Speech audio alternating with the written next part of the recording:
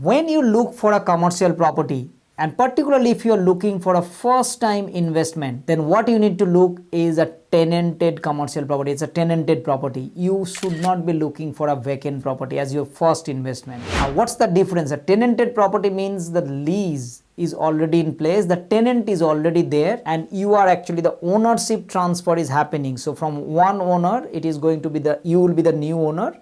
The previous owner is called vendor and you would be the new owner. But the person who is doing the business, that will remain as is. They will going to continue doing this, and whatever lease that is in place, that is going to continue. So once you become the new owner, the tenant will now start paying you the rent. So this is the first thing that you need to understand. A tenanted property, the lease continues, hence the cash flow comes from day one.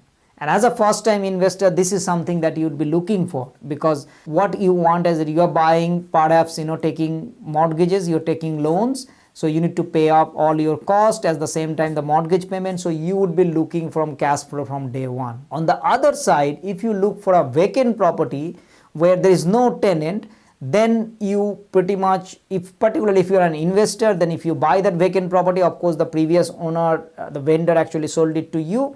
Now you need to look for another tenant, and if you are doing like a owner occupier, you yourself is going to do the business, then of course you can set it up. So the difference is the tenanted property versus vacant is that tenanted property can give you cash flow from day one, whereas the vacant property you need to look for kind of a tenant. Then once you find the tenant, then only the cash flow is going to start.